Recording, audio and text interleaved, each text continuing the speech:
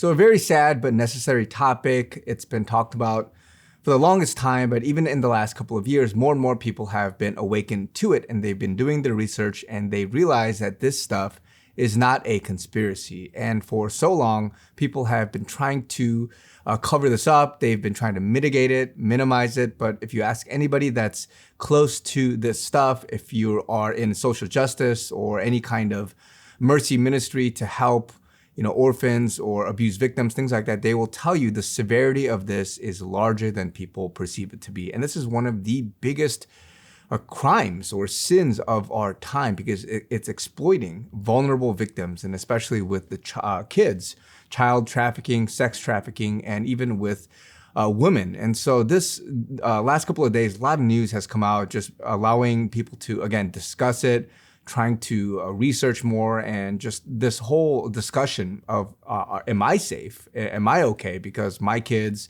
or a growing number of people saying that they have been going to Walmart parking lots or Walmart stores being followed. A lot of a single woman having zip ties on their car doors. And if you look on any one of these Facebook, Instagram, TikTok, they're just literally screaming and saying, be careful, because people touch the handles of the cars and then they get drugged because there's some kind of a chemical there, and just many other things, right? And so even that, and other developments, Ghislaine Maxwell saying that Jeffrey Epstein, the famous, island stuff, was murdered in his U.S. jail. And of course, there were differing stories, but she coming right out and saying, hey, this was a straight up job, an inside job by somebody. And then in the UK, the Brighton and Hove area, so the southern part of the UK, south of London,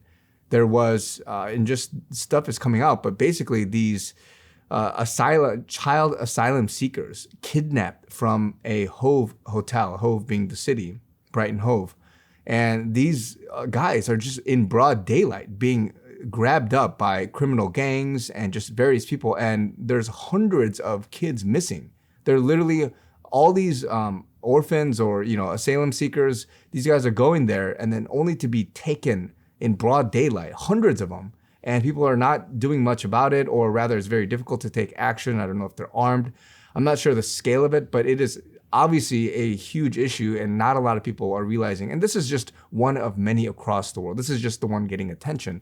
And then the other day, or yesterday, North Texas, Orton, Texas, there was a huge bust, a sting operation, and more than 46 people arrested, many people that are in normal positions, or at least they claim to be normal positions, high school coaches, even a youth pastor, even a hospital director, a football coach, teachers, parents, all types of people are in on this huge sting. And people think it's some kind of a conspiracy, but there's a well-run operation, a well-oiled machine that's just churning this industry from finding kids, vulnerable kids from different countries, many orphanages, or just, asylum seekers in the case of UK, and even in the US. All these guys are just being churned. And you got vulnerable women, you got people that are just out and about single, or people don't really know of them, or whatever that is, or even parents selling their kids out. And a lot of testimony, a lot of these grassroots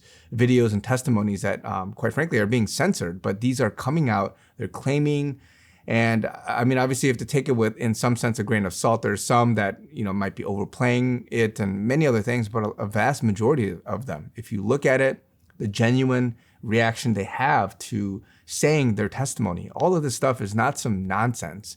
And so I'm saying all of this because a lot of people, more and more people, are coming out with this, saying their entire life that they have been abused, there was nothing they can do about it. And as I've said before, we're in a season of exposure, and it has to be brought out to the light so that people have the courage, the willingness, the desire to come up and fight against it. And then there's a more cohesive, maybe safety net of whether you're a victim or whether you are somebody stuck in the system, to come out and approach appropriate authorities, the people, get the word out there, and all these things. And so a lot of it has just been suppressed. Nobody's talked about it.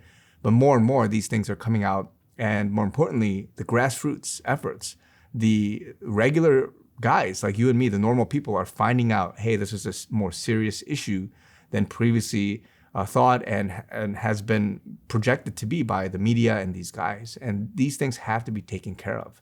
The other sad part is that many people also that are fighting against it, and this just was a piece of news yesterday.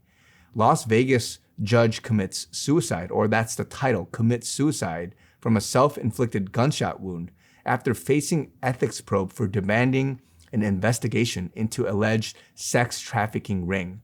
So this is a year after or whatnot. But a judge, a prominent judge, who literally is fighting this crime, sex trafficking rings, somehow commits suicide, right? And this sort of meme or this sort of tale going around, oh, you're getting suicided if you ask too many questions. Recently, the billionaires from the crypto industry tweeting out the fact that these pedo ring guys and these elitists are coming after me and they're gonna make it look like a suicide. Come to find out, like 4 hours later, he dies mysteriously with all of his clothes on, still on the beach with his wallet in his pocket, and they say he drowned swimming or something like that. And so these things for which, whether it's Jeffrey Epstein, whether it's judges, federal judges or circuit judges, and then even the Alec Baldwin case where he shot and killed a person on set who was making a documentary about the sex trafficking ring. This was, I think, less than a week ago. He was charged with involuntary manslaughter. So a lot of things are developing. This stuff where people are having, the inside account, Hollywood star, everyone from Hollywood stars to the victims, to many types of people coming out more comfortably saying their case, where they're saying like, this is not some conspiracy, this pedo ring, this whatever you want to put in there, Pizzagate and all these things, Epstein Island. Everyone tries to, because it's so unbelievable. Like it's hard to fathom that there are people out there that do these things. They just brush it off like, oh, that cannot be possible. I don't see the evidence. That means it does not exist. But you got to realize there's a war going on. And these people are trying to shut people down. And again, I'm not making accusations here. It could have been a suicide. It could not have been. But they're doing things to silence people. Everybody from top to bottom. They're telling people, we'll pay you off, we'll do this, or at worst, you're going to sacrifice your life for this. Keep quiet, hush, hush. Many things are going on, right? If you're a rich, elite billionaire and you just want to, have sex with a bunch of kids or girls and things like that, what are you going to do? You have to blackmail them, right? You're not going to let things just roam around like a loose end. So these kind of things, I say this because it's a real issue, and it's one of the biggest issues of our time. People think human trafficking, is something of the past, or slavery was a thing of the past. But people say if you actually account for the population growth and then the percentage of that, it's actually the greatest time right now where slavery and human trafficking is a problem. There's more in sheer number now. And again, I'm not here to back up those numbers, but people are saying among all other times in history, this is the time, and nobody knows about it. Nobody's talking about it, right? So I'm saying this because, guys, there's a lot of things that we need to be praying about. There's a lot of things that we need to be aware of so that we can fight both in the spirit, but also in ways for which, whether it's in your local community, whether it's if you are in an area with legal or in mercy ministry or outreach or whatever it is, be weary of these things, because you have to protect, you have to inform, and you have to take action as the opportunity or the doors open when you have that chance. And as we go to war in the spirit, as we go to war against policy, against ways to police this, to fight against it, whatever it is that God is calling each of us to do, we have to step up as a body of Christ. And we have to be aware of this. We can't just brush it under the rug. And so more information, more exposures, more things are happening. A lot of good guys are still there. They're fighting for it. Do not be in fear. Do not be in a place for which you want to wane back into a corner, because God, he's seeing what you're doing. He's seeing that you are stepping up. And just like this Las Vegas judge and many other people, they're stepping up. It's a heavy cost for many, but if you are sticking through it, the Lord has you. And so I just want to encourage many of you that are fighting this good fight, and we need to be doing more. Look out for more things, guys.